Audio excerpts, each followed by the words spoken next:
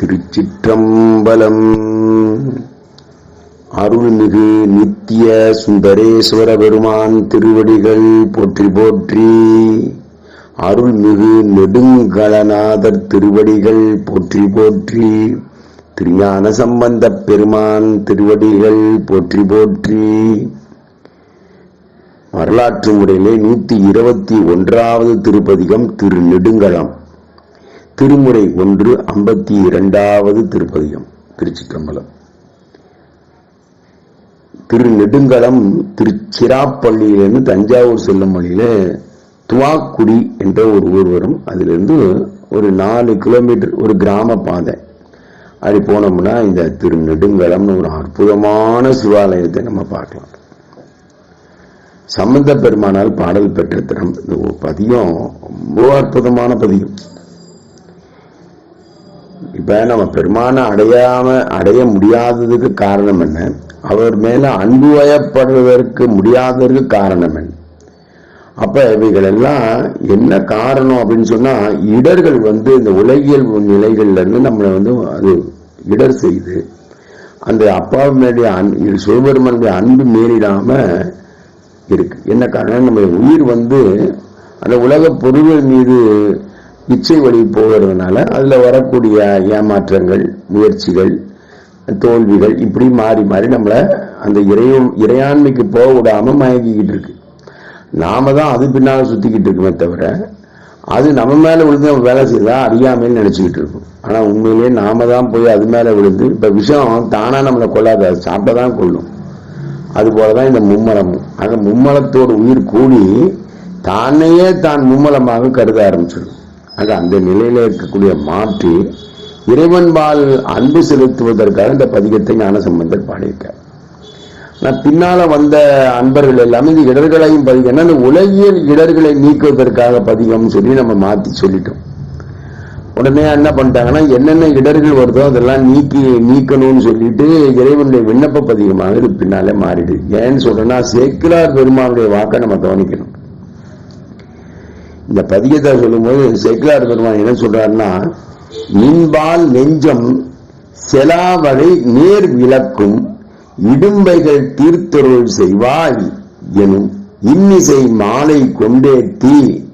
இதுதான் சேக்கிழாருடைய வாக்கு. அப்ப எதற்காக இந்த பதிகம் படிச்சாருன்னா, சுவாமி மேலுடைய அன்பு அதிகமாக ஆகுவதற்கும் அதனால எந்த விதமான தடையும் வரக்கூடாதுங்கிறதுக்காக தான். ஆனா என்ன பிரச்சனை அப்படின்னு சொன்னா, நாம அழிவுபட்ட கூடிய உலகியல் இன்பத்திலே திளைத்திருக்கணும்னு சொல்லி இறைவனிடத்திலே வேண்டுறோம் பாருங்க, அதுதான் பெரிய கொடுமை. ஏன்னா இதுல இருந்து கிளம்ப போறோம். ஆனா இதுல என்ன வெற்றி வாகை சூடி பெரிய புகழும் அடைஞ்சு என்ன பண்ண போறோம் அப்படின்னா, இதெல்லாம் ஒரு நாள் இல்லாம போய் நம்மளும் இல்லாம போறோம்.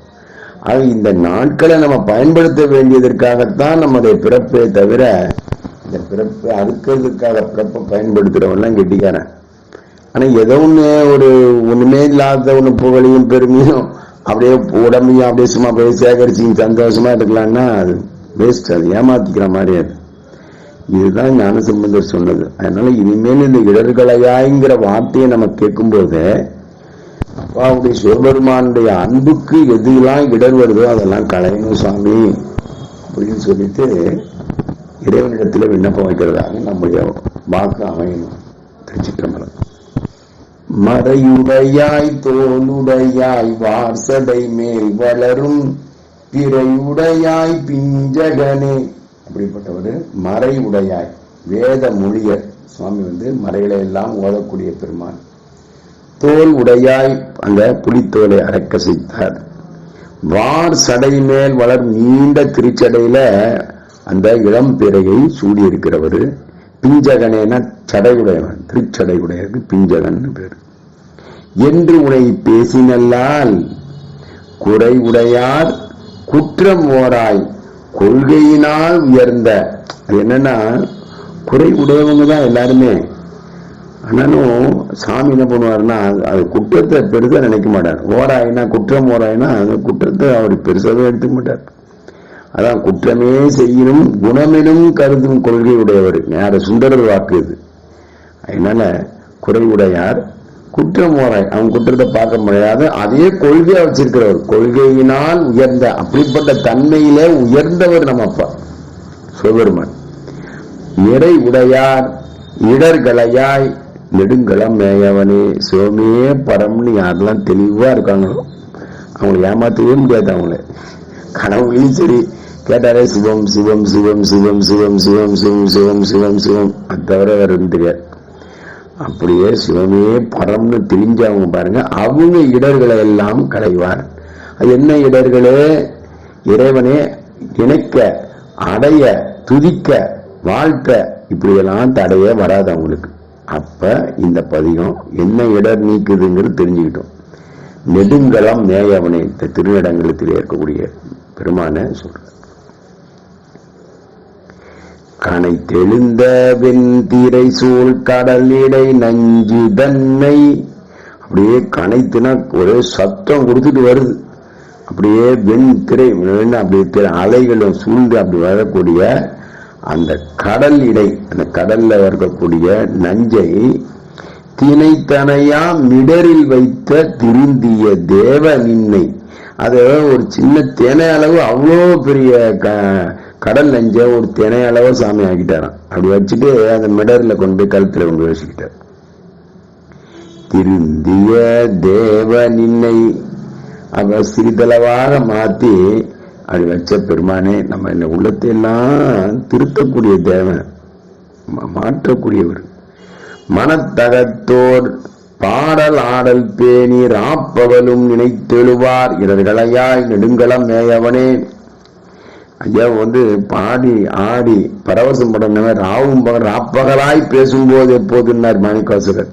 இந்த இடத்துல ராவும் பகலும் மனதிலையும் அகத்திலையும் பாடலும் ஆடலும் இப்படி எல்லாம் பண்ணினீங்கன்னா நினைத்து எழுவார். எப்போதும் சிவசிந்தனையிலே இருக்கக்கூடியவங்களுக்கு இடர்களையாய் அவங்களுக்கு எந்த விதமான இடர்களும் வராது. இறைவனை வழிபடுவதற்குன்னு சொல்லி நெடுங்கலம் மேயவனே. 3வது பாட்டு.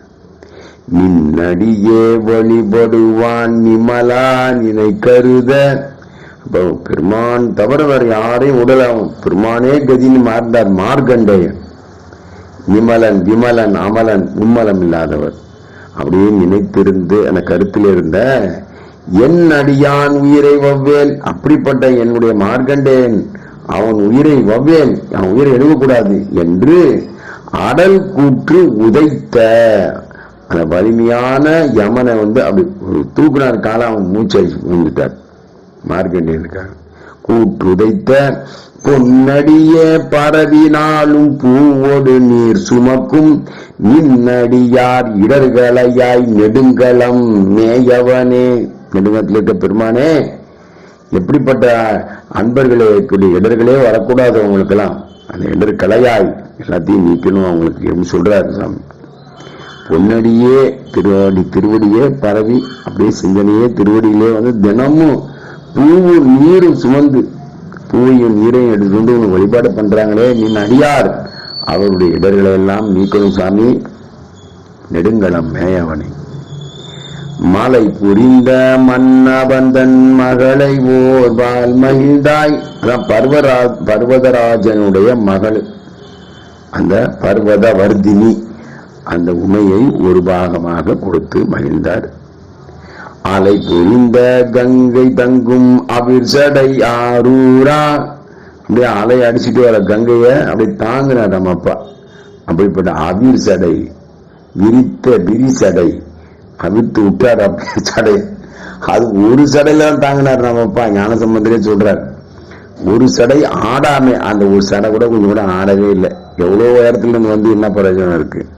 நம்ம அப்பாவுடைய பெருமைக்கு ஒரு சடையில ஒரு ஆட்டம் கூட இல்லைன்னா அப்புறம் என்னப்பா அது? ஆரூரா தலை புரிந்த பழி மகிழ்வாய் தலைவா நின் தாழ் நிழல் கீழ். கபாலம் கபாலம் ஏந்தி சுவாமி பிச்சை எடுத்து வராரு. ஏன்னா அவர் தவிர வேற யாராலையும் வாங்க முடியாது நம்முடைய ஆணவத்தை, அவர் தான் வாங்க முடியும். நாம எது சிறப்புன்னு நமக்குள்ள இருக்கிற கருதுனமோ கரெக்டா பெருமான் அதை வாங்கிடுவார். இதெல்லாம் எழுதி வச்சுக்கோங்க நான் சொல்றது. எனக்கு வாழ்க்கைங்க நீங்க உடம்பு சும்மா ஜம்முன்னு இருக்கிறோம் அப்படி முறுக்குனீங்கன்னா உங்க உடம்பு இது உனக்கு உதவாத ஒரு நாளைக்குன்றது உணர்த்திடுவார். பணம் செருக்கு இருந்ததுன்னா அந்த பணத்தை என்ன பண்ணணுமோ பண்ணி, இந்த பணத்தால தானே இத்தனை ஆட்டம் ஆடுற, அப்ப அந்த செருக்கு போயிடும். அது மாதிரி உறவுகளால எதை வச்சு நீ பெருமைப்படுறியோ அது மேலதான் அறிவுமே. என்ன காரணம் அப்படின்னு சொன்னா, என்னப்பா இப்படி சொல்றியோ, சாமி கும்பிட்டா இப்படிலாம் ஆகும்னு சொல்றேன்னா, இல்லை, அது தான் பிள்ளைய சிறப்பு செய்யறார் சாமி. அது மட்டும் சரியாயிட்டான்னா அவன் இறைவனை அடைகிறதுக்கு தகுதி ஆயிடுவான். அதுதானே வேணும். ஏன்னா பல பிறவி எடுத்து நேரத்தையும் காலத்தையும் வீணாக்கி ஏதோ என்னைக்கோ ஒரு நாள் அவரை போய் சேரத்தான் போறோம். அதுல ஒன்றும் மாற்றமே கிடையாது. எல்லா உயிரும் அவரை இயற்கையாவே போய் அவரை சேரத்தான் போகுது.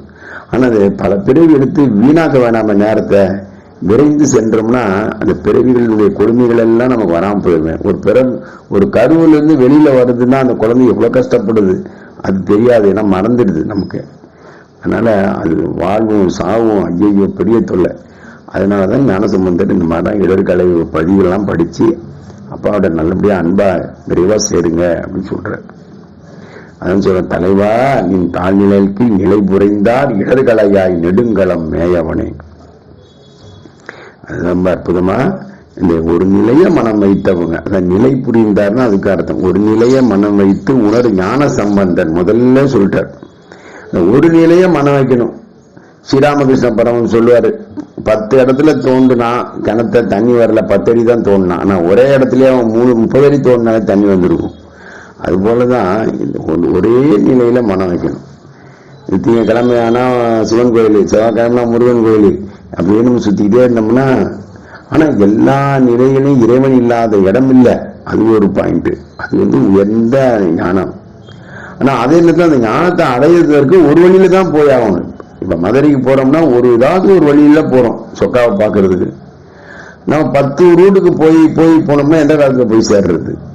அதனால சேர்ற இடம் ஒண்ணுதான், ஆனா செல்லக்கூடிய வழியை தேர்ந்தெடுக்கணும் இல்ல. அதான் ஒரு நிலைய மனம் வைத்த அப்படிப்பட்ட அருள் புரியக்கூடிய பெருமான். இடர்களையாய் அவர்கள் இடர்களெல்லாம் நீக்கணும் சாமி, நெடுங்களம் மேயவனே. சாமிக்கு நமக்கு ரெக்கமெண்ட் பண்றார் நம்ம ஞானசம்பந்த பெருமான். பாங்கி நல்லார் படிமம் செய்வார் பாரிடமும் பலி சேர். அது என்னன்னா பாங்கி நல்ல குணங்களில் குணம் இருக்கு பாங்கு. அந்த குணங்கள் எல்லாத்துலயும் ரொம்ப நல்ல குணமுடையவங்க. அந்த படிமம் செய்வார்னா நல்ல தவ வேடம் போட்டிருப்பாங்க. அது வெறும் வேடம் இல்லை, பொய் வேடம் இல்லை, அப்படியே இறைவனை நினைச்சுக்கிட்டே இருக்கிறது. வேதங்கள் எல்லாம் அணிவதெல்லாம் எதற்காக சொன்னா அந்த சிகேஎஸ் ஐயாவை படிக்கணும். சிகேஎஸ் ஐயா தான் பெரிய புராணத்துக்கு மிகப்பெரிய உரை எழுதினவர். அவர் ஏன் வேடம் எழுதினாரு அப்படின்னு கேட்டா ஒரு அருமையான இது சொன்னதுனால தப்பு இல்லை, இது விரசம்லாம் ஒண்ணும் இல்லை. ஒரு கற்புடைய பெண்ணு ஒரு மாலை நேரத்திலே நல்ல தலையை கட்டி நல்ல மலர்கள் எல்லாம் வைத்திருப்பது தன் கொண்ட கணவனை தன்பால் அன்பு செய்யும்படியாக ஏற்க செய்யலாம்.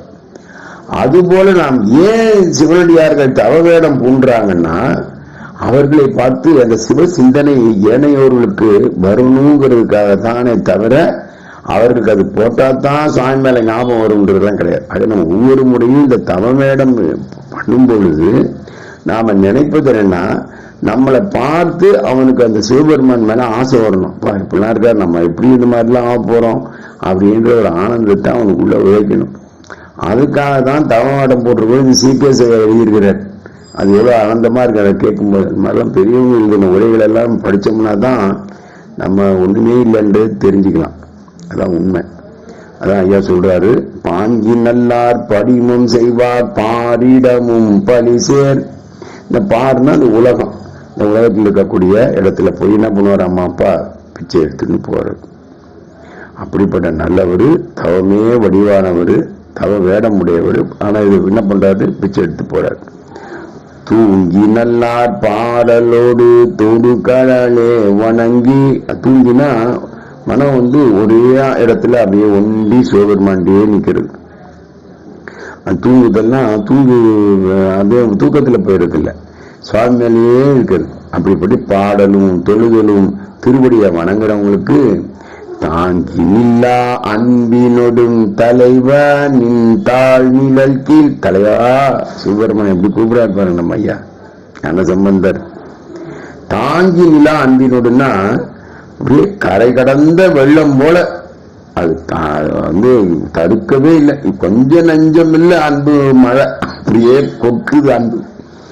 அந்த மாதிரி இருக்கக்கூடிய அன்பினோடும் சிவபெருமான் தலைவா, நீ தாழ் நிழலுக்கு உங்களுடைய திருவடி நிழல்ல இருக்கக்கூடிய கீழே இருக்கக்கூடிய நீங்கி நில்லா, அது திருவடியை தவிர வேறு எந்த சிந்தனையும் இல்லாத நீக்க வேற எங்கேயும் நினைக்காத எண்ணம் உடையவர்களுக்கு இடர்களையாய் அவர்கள் உன்னை அடையிறதற்கான வாய்ப்பை கொடுக்கணும். நீ இடரே கொடுக்கூடாது சாமி. இடர்களையாய் நெடுங்களம் மேயவனே, விருத்தனாகி பாலனாகி வேதம் ஓர் நான் உணர்ந்து கருத்தனாகி கங்கையாளை கமல் சடை மேல் கறந்தாய். விருத்தன்னா முதியவன், அதான் வயசானவன் அர்த்தம் இல்ல, உரிமை உடையவன் அதுதான் அர்த்தம். முதிய, அதாவது எல்லா கிழவோன் அப்படின்னா கேதாரத்தில் கிழவோய் போட்டின்னு சொல்றோம்ல, கிழவன்னா உரிமை உடையவன். உனக்கு வயது அவருக்கு ஏது பிறப்பு இல்லை, மாற்றம் இல்லை, முதிர்ச்சியும் கிடையாது. அதனால அது இல்லை. அது பாலனாகி வேதமோ நான் வந்து இளைஞன், இளைஞன் அதான் மைந்தன் சொல்லுவோம், இளைஞன் எல்லாம் நம்ம ஆட்கொள்வதற்காக காரைக்கால மேல ஆட்கொள்றதுக்கு என்ன பண்ணாரு, அப்படியே ஒரு முதியவர். ஆனா முதியத்துலயும் ஒரு அழகா இருக்கின்றார் சேர்க்கல, இப்படி ஒரு அழகா வராரு வயசானவரா. அந்த மாதிரி கட்டிலங்காலையா வராரு, பாலனாகி வராரு, இந்த மாதிரிலாம் வராரு இல்லையா. அப்பா பாலனாகி வேதமோர் நான் உணர்ந்து, அஞ்சு வேதமா அப்பா உணர்தல்னா அது வேதமே இவரை கும்பிடுது. வேதங்கள் ஓங்கி அப்படி ஆண்டகன்ற நுண்ணியன். கருத்தனாகி கங்கையாளை கமல் சடை மேல் கறந்தாய். கறந்தாய்னா மறைத்தார். திருச்சடையில கங்கை போய் அப்படி வர்றது அது மறைஞ்சே போச்சு, இருக்கிற இடம் தெரியல, சைலண்டா. அதான் அப்பாண்ட போனா ஆட்டமே இருக்காது. சைலண்ட் ப்ளீஸ் முதல் சாமி சொல்றது அதுதான். அவர்கிட்ட போய் எவன்டா அவன் ஆடுறவன், என் ஆட்டத்துக்கு நிகரா கொடுத்தனாலையும் ஆட முடியாதுடா. இந்த சடை தலைக்கு மேல போற மாதிரி யாராவது ஆட முடியுமா? அப்போ அவரை பார்க்கும்போது என் ஆட்டம் எல்லாம் ஒண்ணுமே இல்லடா, உன் ஆட்டத்துக்கு முன்னாடி நான் ஒண்ணுமே கிடையாது. அதான் உண்மை. அது அப்படியே சைலண்டா ஒரே ஒரு சின்ன ஆணவம் வந்தா கூட அதை போட்டு நசுக்கிடுவார். அதை ஒன்றும் தைரியமா நம்பணும். அப்படி அவர் பிள்ளை அப்படி பார்த்துக்கிறாரு. அவர் கருத்தனாகி எல்லாத்துக்கும் சாமி என்ன பண்றாரு, முழு முதல் அப்படிப்பட்ட எல்லா தெய்வங்களுக்கும் சாமி தான் ஹெட் ஆஃப் த டிபார்ட்மெண்ட். அவர் தான் எல்லாருக்கும் தலைவன், முழு முதற் பொருள். கங்கையாளை கமல் வாசம் மிகுந்த திருச்சடையிலே மறைத்தார். அறுத்தனாய ஆதி தேவன் அடியினையே பரவும். அடுத்தனா அறுத்தம்னா பொருள், பொருள் சேர்ப்புகள் எல்லாத்துக்கும் மெய்ப்பொருளாக இருக்கக்கூடிய பெருமான். ஆதியிலே தேவன், ஆதி நாயகன், அவருடைய திருவடியே நினைச்சு வழிபடக்கூடிய நிறுத்தர் கீதர். கீதர்னா நல்லா ஆனந்தமா பாடுறவங்க. நிறுத்தர்னா இப்ப சிவமே வடிவம். நிறுத்தம்னா இப்போதும் அருளக்கூடியவர் சிவம் தான் அப்படிங்கிறத உணர்ந்தவன். அவர்களுடைய இடர்களை எல்லாம் களைய வேண்டும் சுவாமி. இடர்களையாய் இடுங்களம் மேயம். நமக்காக சாமி எப்படி சாமி ஞான சம்பந்தம் ரெக்கமெண்ட் பண்றாரு பாருங்க. கூறு கொண்டாய், கூறுனா உமையோர் கூருடையவன். மூன்று ஒன்றா கூட்டி ஓர் வெண்கணையால். அது என்னன்னா இந்த மூன்று வேணும். என்னன்னா அந்த அம்புங்கிறது அக்னி சரம், அது அக்னியால. இன்னொன்று அது பிரயாணிக்கணும், அதுக்கு எதுனா காற்று. அந்த சரம் எதுவாகுதுன்னு சொன்னா திருமால். ஆக அந்த நுனி பகுதி வந்து நெருப்பு, அந்த அம்பு வந்து திருமால், அந்த கொண்டு போய் செலுத்துற காற்று. இந்ததான் மூன்றையும் ஒன்றாக கூட்டிட்டாராம் சாமி. இந்த மூன்று தேவர்களையும் ஒன்றாக்கி அதை வெண்கணையாக்கி அப்படியே மாறு கொண்டார் போமெரித்த மன்னவனை மாயப்பிறப்பிற்கும் மன்னன் சிவபெருமான். இந்த மூன்றையும் எரித்தது என்னதுன்னா முப்புறம் என்பது மும்மலக்கழிவு, ஆணவம் கண்ணு மாயங்கிற மூன்றையும் தான் எரிச்சிட்டார். ஆக சிவபெருமான வழிபட்டா நடக்கக்கூடியது முதல்ல இந்த மும்மலத்தை சிவபெருமான் மேல திரும்ப திரும்ப உயிர் வந்து சிவத்தோட கலக்குமே தவிர என்ன நினைக்குமே தவிர மும்மலத்தோட நினைக்கவே நினைக்காது. கொடி மேல் ஏறு கொண்டாய். அவர் என்ன கொடி வச்சிருக்கார்? நந்தி கொடி வச்சிருக்கார். ஏறு கொண்டாய் சாந்தம் இது என்று எம் பெருமான் அணிந்த நீரு கொண்டார் இடர்களையாய் நெடுங்களம் மேயவனே. சாந்தம் அப்படியே கொலை கொலைன்னு குலைச்சி சந்தனம் மாதிரி இதுதான் நம்ம கிடைச்ச பெருமான் அணிஞ்ச திருநீரப்பா, அளவாயான் திருநீர்னு சொல்லிட்டு அப்படியே குறைச்சி சந்தனம் போல அப்படியே ரொம்ப விளைவியர்னு சந்தனம் பாயுது. இதெல்லாம் இந்த திருநீருக்கு ஈடு எதுவுமே கிடையாது. அப்படியே கண்ணை மூடும்போது கூட அப்படியே திருநீர் பூசிக்கிட்டே கண்ணை மூடிடும். அப்படியே ஒரு ஆசையா சிவாய நமன்னு சொல்லிட்டே திருநீர் பூசிக்கிட்டு அப்படிதான் போகணும்பா. நினைச்சுக்கிட்டே தான் போகணும். பிறக்கும் போதும் நினைச்சுக்கிட்டே போகணும். உன்னை திருவடி அடையிற வரலும் இதுதான் நம்ம கதி. அடைஞ்ச பிற்பாடோ அதான் கதி. அது அடுத்த விஷயம். ஏன்னா அதுல ஏழாயமாயிடுமே அந்த உயிர் ஆனந்தமா. சாந்தன் இது என்று எம் பெருமான் அணிந்த, என் பெருமான் அணிஞ்ச ஆளவாயான் அவன் அணிந்த திருநீரா செய்து நீரு கொண்டார் இடர்கள். திருநீர் பூசுறவங்களுடைய இடர்கள் எல்லாம் நீங்கிடும்.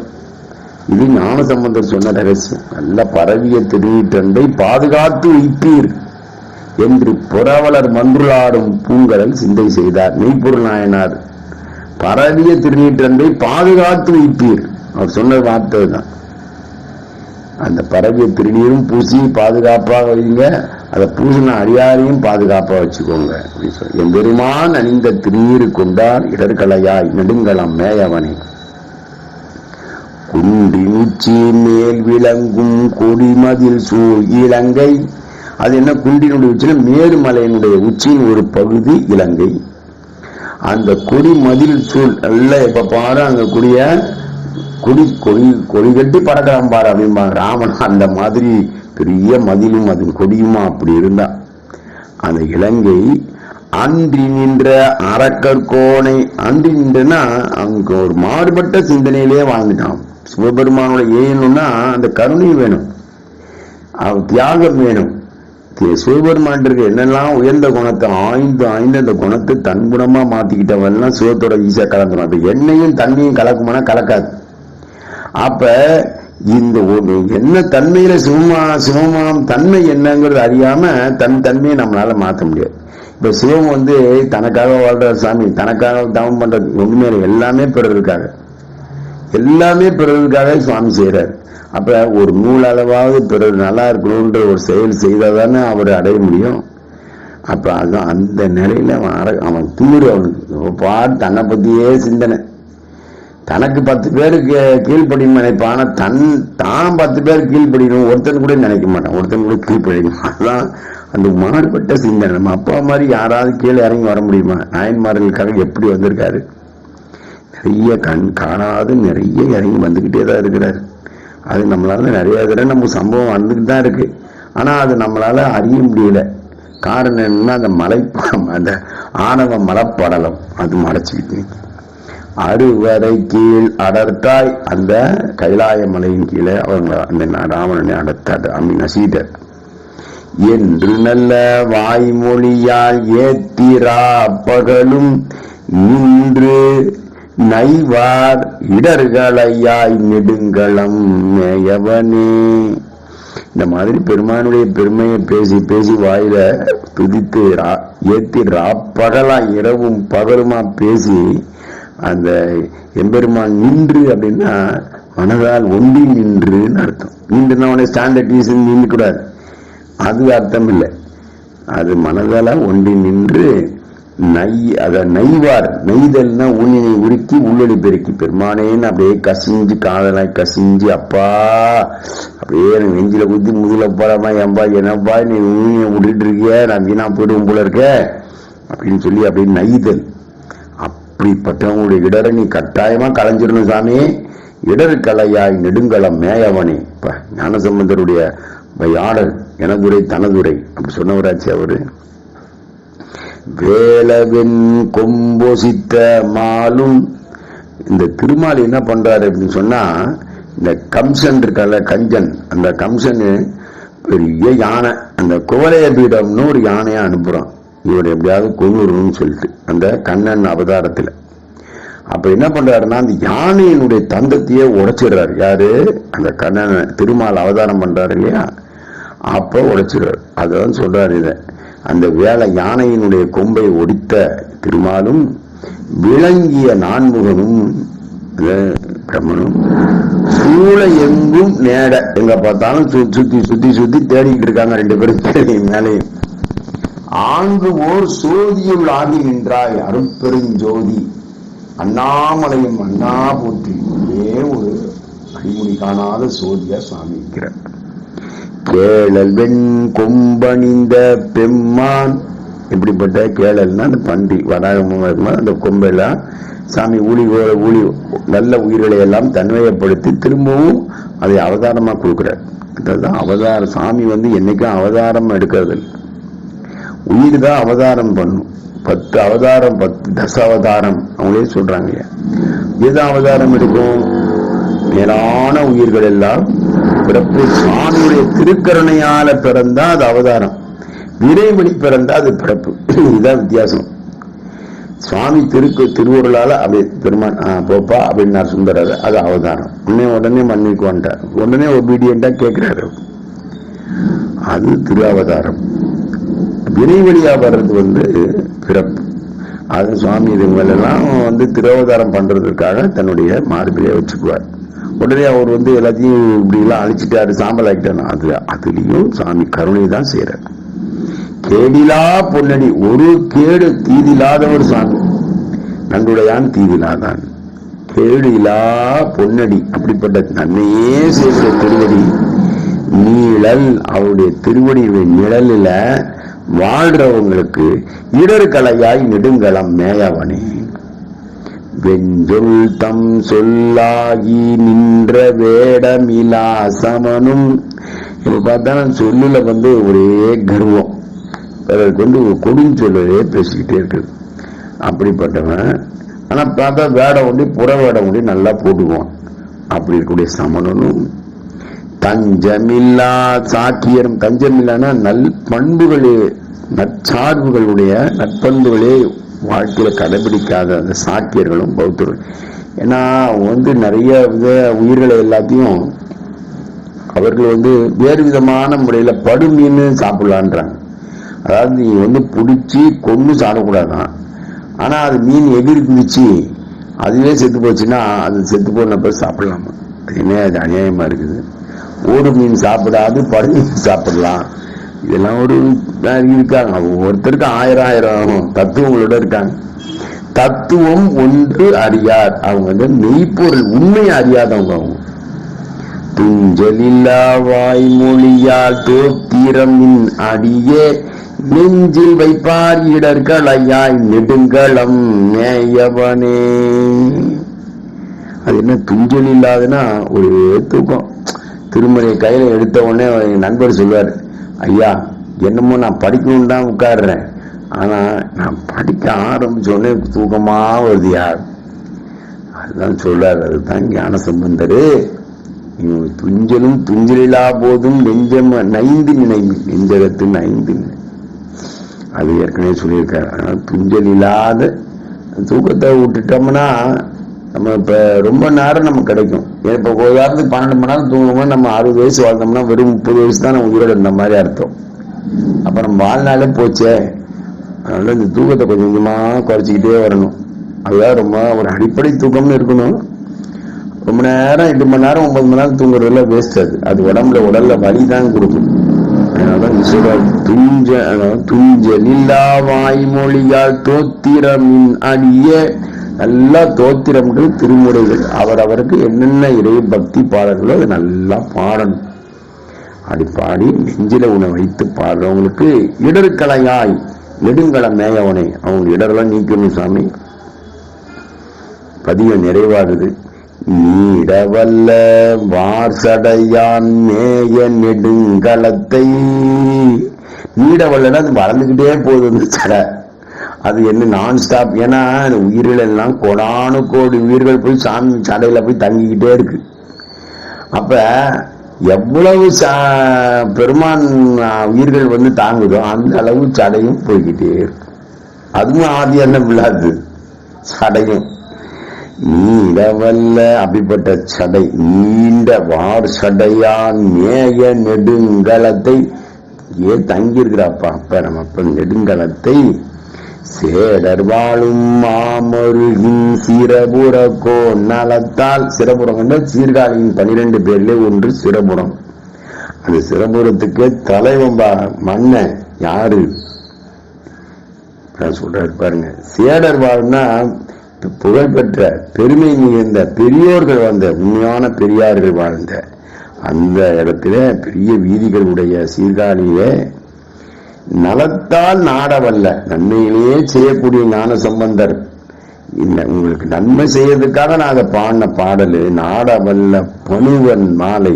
இந்த பதிகத்தை ஞான சம்பந்தன் சொன்ன சிறப்புறக்கோன் யாரப்ப? ஞான சம்பந்தன் அப்பா திரு ஞான சம்பந்தர் சொன்ன பாடல் பத்தும் பாடவல்லார் பாவம் பறையுமே. இந்த பாடல் 10 பாடலையும் என்ன திருக்கடை காப்புது. முதல் சொன்ன 10ஐயும் பாடினவங்க என்ன கிடைக்கும்? பாட வல்லவர்.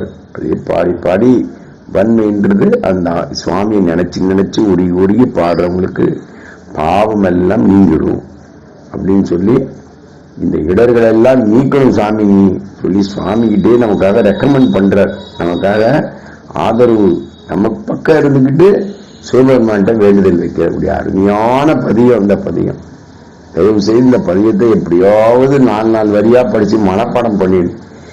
ஏன் மனப்பாடம் பண்ணணுன்றது சில பேர் மனப்பாடம் பண்ணா எனக்கு இதெல்லாம் தெரியுன்றதுக்காக சொல்லலை. இப்ப நீங்க ஒரு வண்டியில பிரயாணம் பண்ணிக்கிட்டே இருக்கீங்க, கையில புத்தகம் இல்லைன்னா கூட அப்படியே இந்த பதியத்தை அப்படியே மனசுக்குள்ளேயே பல தர அப்படியே உருவேற்றிக்கிட்டே வரலாம். அதனாலதான் இந்த பதியத்தை நம்ம மனப்பாடம் பண்ணணுமே தவிர எனக்கு இத்தனை பதியம் தெரியுன்ற ஆணவத்துக்காக நம்ம மனப்பாடம் பண்ணக்கூடாது. திருச்சிற்றம்பலம். சிவாய நம சிவாய நம சிவாய நம சிவாய நம சிவாய நம சிவாய நம சிவாய நம சிவாய.